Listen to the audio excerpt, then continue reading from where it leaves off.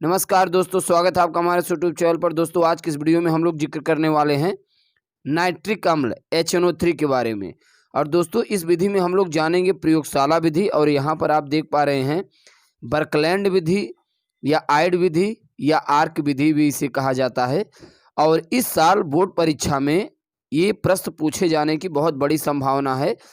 और आप देखेंगे ये पी ब्लॉक के कंपाउंड्स हैं जो कि हर साल ऐसे प्रश्न पूछे जाते हैं, और ये 4 नंबर आपका पक्का है। दोस्तों यदि आप हमारे चैनल पर नए हैं तो फटाफट चैनल सब्सक्राइब कीजिए और अपने दोस्तों के पास शेयर करना ना भूलना। दोस्तों प्रयोगशाला में नाइट्रिक अम्ल का उत्पादन कैसे किया जाता है, बनाया कैसे जाता है, और उद्योगों में नाइट्रिक अम्ल कैसे बनाया जाता है, इन सभी के बारे में हम लोग जिक्र करने वाले हैं। यहाँ पर आप देख पा रहे हैं प्रयोगशाला में नाइट्रिक अम्ल कांच के रिटार्ड भपका। दोस्तों ये कांच का रिटार्ड भपका होता है जिसमें उच्च ताप रखा जाता है।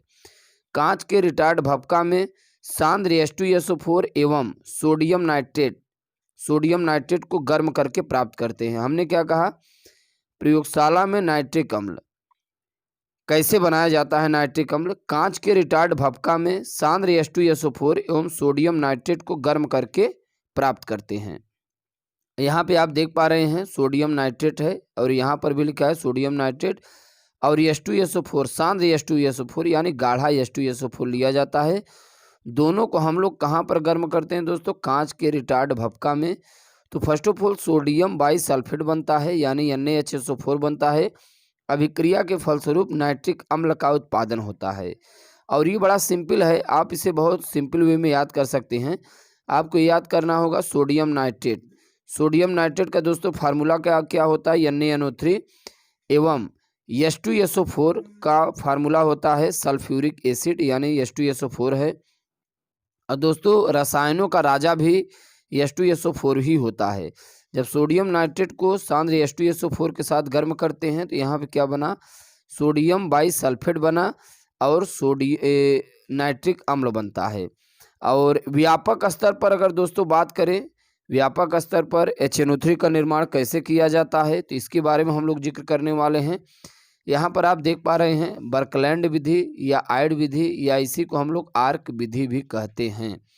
बर्कलैंड विधि से आइड विधि, आर्क विधि। अब इसका नाम आइड विधि या आर्क विधि कैसे पड़ गया, क्योंकि दोस्तों यहाँ पर भी हाई टेम्परेचर रखा जाता है, इसलिए इसका आर्क विधि आइड विधि नाम पड़ गया है। बर्कलैंड साइंटिस्ट का नाम था, वैज्ञानिक का नाम था। नाइट्रोजन को ऑक्सीजन के साथ सीधे संयोग करके NO बनाता है। दोस्तों इसका नाम है N2 का डाई नाइट्रोजन, और O2 का नाम है डाई ऑक्सीजन। ये इससे सीधे संयोग करता है। या फिर आप कह सकते हो जब डाई नाइट्रोजन को ऑक्सीकृत किया जाता है तो नाइट्रिक ऑक्साइड बनता है, NO बनता है। और 43.2 KCl एनर्जी क्या होता है, एग्जॉर्ब होता है। ये इसे एक्सेप्ट करता है। ये इस साइड में होगा तो पॉजिटिव में होगा, इसका मतलब ये खींचता है इतनी एनर्जी। यानी कि दोस्तों आप ये भी कह सकते हैं एक उष्माशोषी अभिक्रिया है। तो यहाँ पे नाइट्रिक ऑक्साइड बनता है, ठीक। और यहाँ पर ध्यान दीजिए 2NO यानी कि नाइट्रिक ऑक्साइड पुनः ऑक्सीकृत होता है, या आप कह सकते हो नाइट्रिक ऑक्साइड ऑक्सीजन से सीधे संयोग करके नाइट्रोजन डाइऑक्साइड बनाता है, राइट।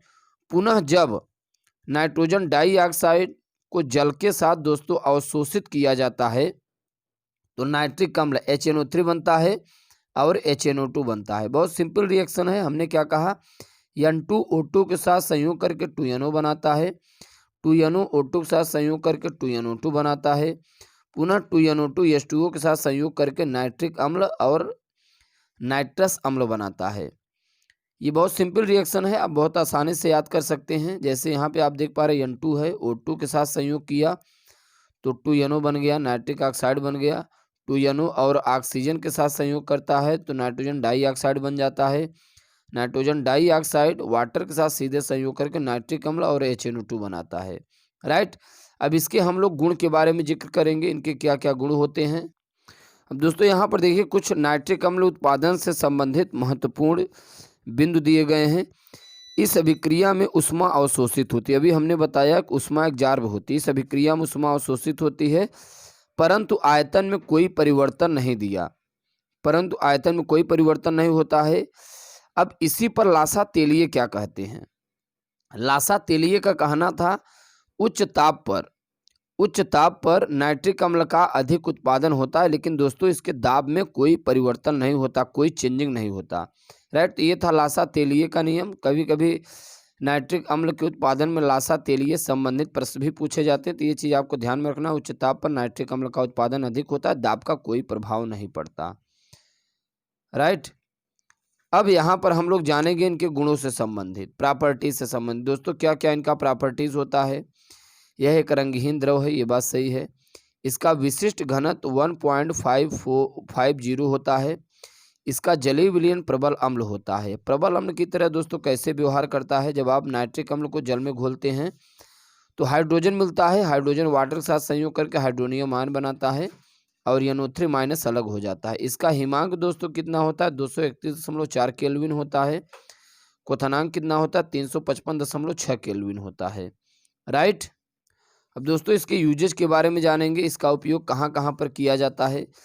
इसका प्रमुख उपयोग उर्वरक के रूप में होता है, विस्फोटक एवं पायरो तकनीकी के रूप में होता है, रॉकेट ईंधन में ऑक्सीकारक के रूप में होता है, और इसके अतिरिक्त कहाँ कहाँ पर इसका उपयोग होता है, जैसे नाइट्रोग्लिसरीन, टाइनाइट्रोटॉलुइन एवं अन्य कार्बनिक नाइट्रो यौगिकों के विरेचन में भी इनका उपयोग किया जाता है। तो आप फटाफट से इसका स्क्रीनशॉट ले लीजिए। इसके बाद दोस्तों हम लोग अगले वीडियो लेक्चर मुलाकात करेंगे। थैंक्स लॉट, धन्यवाद।